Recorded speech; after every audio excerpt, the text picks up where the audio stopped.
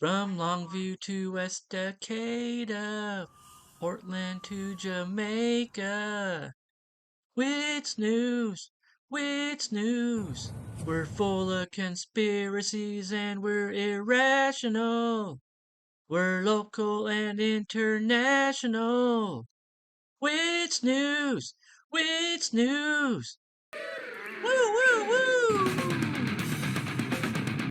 What is this shit?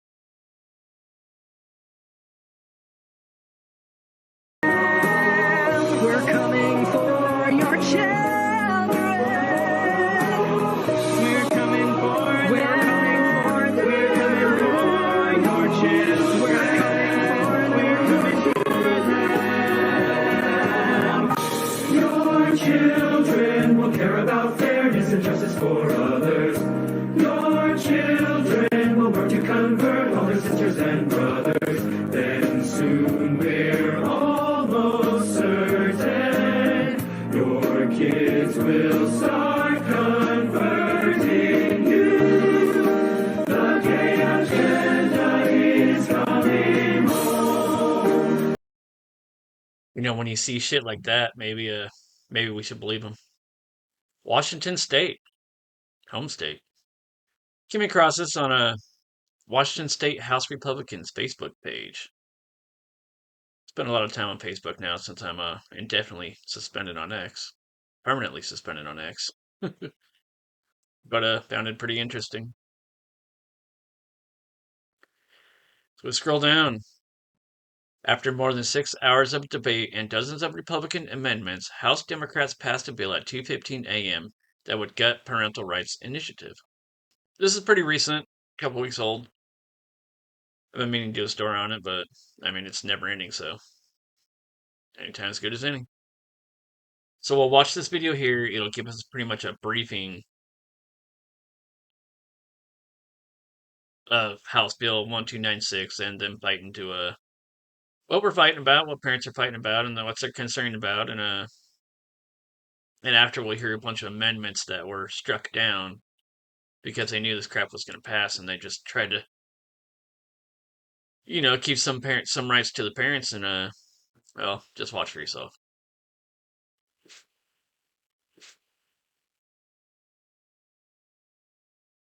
Old Jim Walsh there. Good man, fight for your kids. The underlying goal and overall purpose of the Washington Parents' Bill of Rights is information.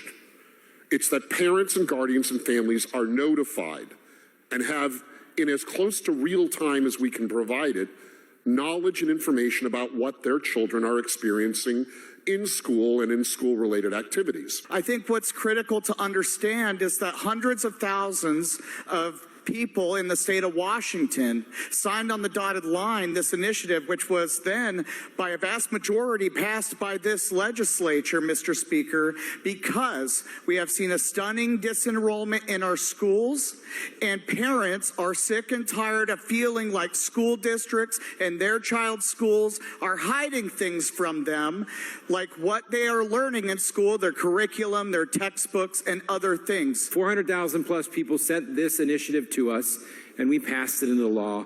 But before it was even fully implemented, this bill we're now debating was introduced. What has happened, in my view, Mr. Speaker, is there has been superintendent of public instruction obstruction of the implementation of this bill. I, as a parent, as a father, as a former state legislator, attempted to exercise 3 of my rights as a parent, very clearly delineated in the Parents' Bill of Rights, that was signed by almost 500,000 voters in the state of Washington, unanimously passed by the body across the rotunda, supermajority of this chamber, all experienced people in drafting, reading, reviewing, and passing laws. It was upheld by a state judge.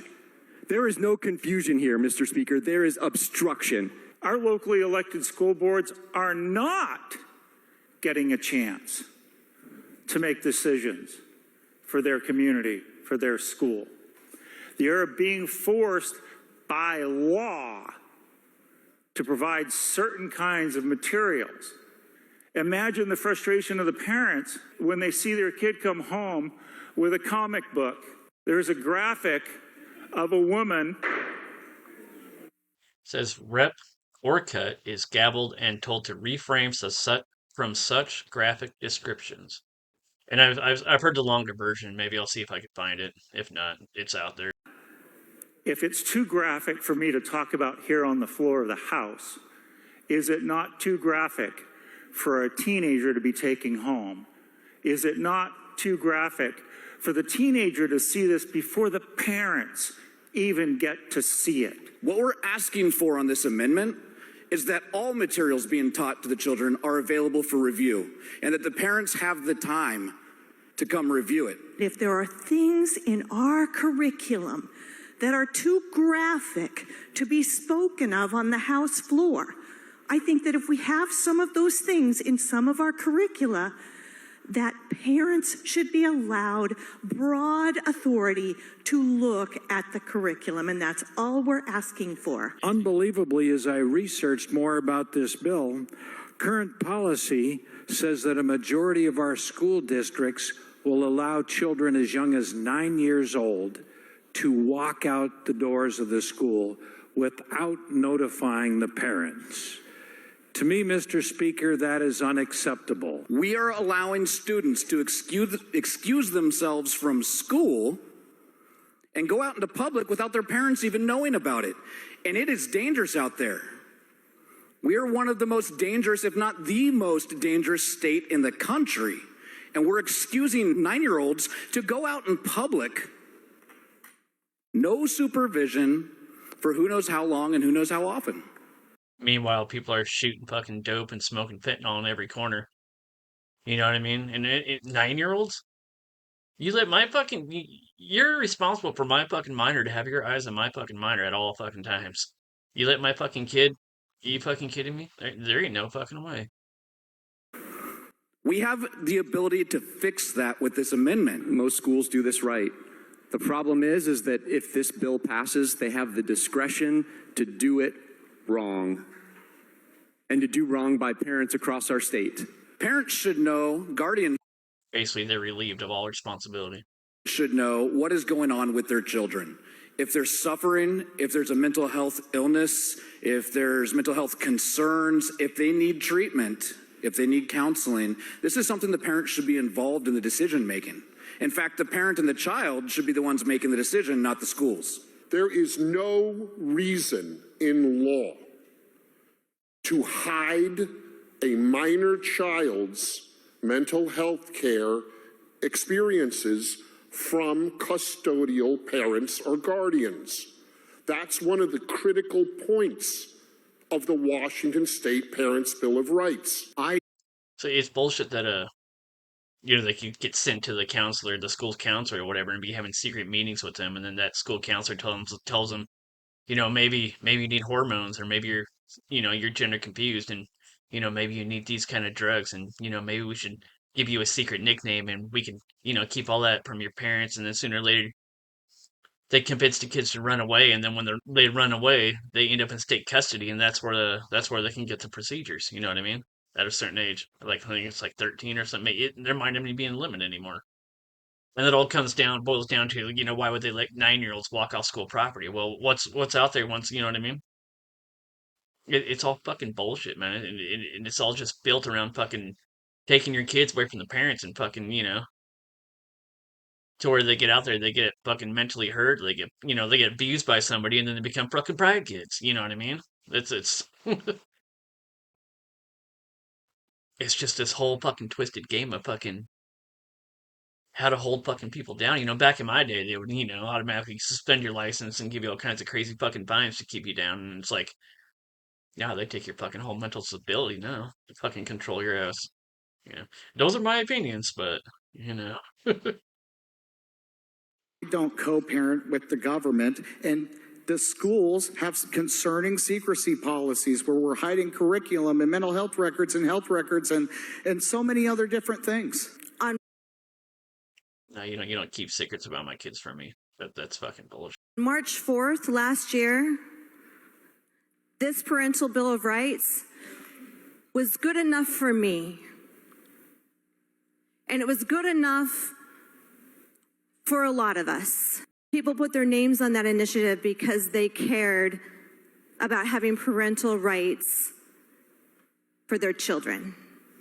This amendment adds a referendum clause to send this back to the people of the state of Washington to let them decide what rights parents have with their children. Initiative 20.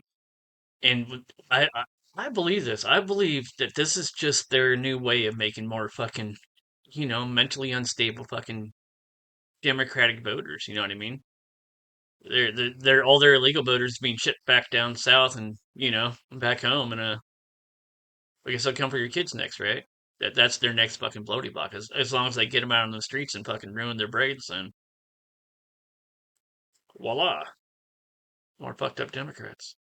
81 was an initiative to the legislature. Had it not passed here, it would have gone to the voters. Had it not passed here, and the bill before us had been in the session then, as a replacement, it too would have gone to the ballot. Instead of putting it on the ballot for the voters, we decided to vote it in as law last year. But here we are, a year later, making this debate on the floor for hours and hours and hours under the cover of darkness, when the news media isn't here anymore, when the public is in bed sleeping. The voters deserve the opportunity to have the final say in this. What are we scared of? If we're doing the right thing here tonight under the cover of darkness, we should not be afraid to let the voters have the last say in this. The parents and guardians in my district were worried that the reason that Initiative 2081 was passed 82-15 from this floor was to be able to change it. And that the only reason it happened was because it was a trick, is what they told me. Last year was a really proud moment for me, Madam Speaker, here in this body, in my time serving in this body. I watched the people of Washington State rise up on an issue and meet with their friends and neighbors all over the state to sign an initiative on an issue that is truly important to so many. And Madam Speaker, in that short session, we had so many different issues to deal with on this floor. But you, Madam Speaker, and this body chose to bring that before this body for a vote. And we passed it. And I was proud of that moment. And then I went back this year, Madam Speaker, in the interim, and I went out to my school districts and I talked to so many different educators and superintendents about the problems that they were having in their districts. The problems with money, the problems and concerns about not being able to pass levies because of the issues that were stemming from many of the things that we heard tonight. Nobody wants to send their kids to public schools anymore because they ain't safe. Why would you want to send your fucking kids to these fucking predatory fucking schools? Because they're predators. Speaker, I just kept hearing over and over again, they're going to change it. You guys are going to change it. And I said, no, don't think so. But here we are after what, 6 hours tonight? We're doing exactly what I said to the people who I talked to that we weren't going to do. We're voting for this. And Madam Speaker, I'm going to vote no, so when I go back and talk to those same schools and parents and people, I can say, you know what, I'm sorry, and I am. And I would encourage you, Madam Speaker, to join me in voting no on this tonight. I rise for all those girls who are fearful, the bathrooms, the locker rooms, the parents who just want more access and a better relationship to build those bonds so that they're not taken away from them, but that hand is extended between the school district and the parent and the child in a partnership, and that's why I'm asking for a no vote. The Gallup polling organization issues an annual confidence in institutions poll, which shows the trend lines of public confidence in a wide variety of institutions. 4 years ago, they asked the American people, how much confidence do you have in our public schools? At that time, 41% had a great deal or quite a lot of confidence in our public schools. Last year, we're down to 29%, and that number appears to be going lower by the day. I believe the reason for that is some of the same concerns that are articulated by the proponents of I-2081. Madam Speaker, I would ask that we build confidence in our public schools, preserve I-2081, and reject this bill. We need to be rebuilding trust. The underlying policy that we're changing with this legislation today stems from years of distrust in the system. When parents lose trust in school districts, what we see with that disenrollment is a lack of funding to our schools. It means lost levies. It means lost bonds. And it means that our school districts are going into the red. I stand here with the other good members, the other good people in this chamber, Madam Speaker, asking you for a no vote on this bill because it places the government between parents and their kids in matters of their education, in matters of their medical care, and in matters of imagery of them. We introduced amendments that would address each one of those things to preserve rather than gut the parents' Bill of Rights that the people asked for and that their legislators voted for. You know, it's been talked about tonight that this is confusing, that the parents' Bill of Rights is confusing and it causes confusion. No, I think just the opposite. It provides so much clarity about responsibilities and roles that parents want to play. And I think as legislators, we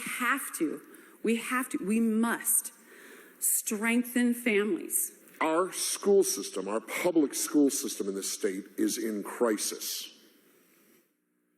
Its performance metrics are at historic lows. Something like 70% of the students in our public school system can't do math to grade level.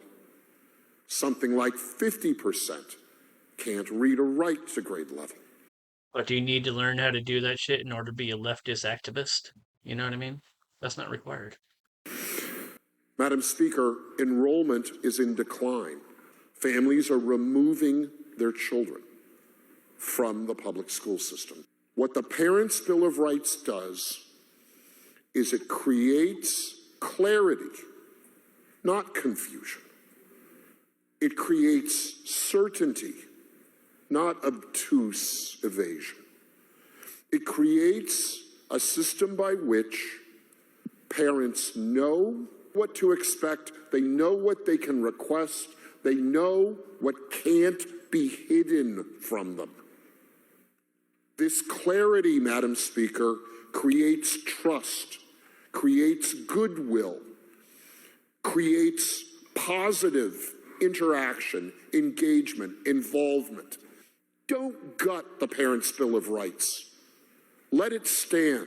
Madam Speaker, there are 56 yeas, 37 nays, 5 excused.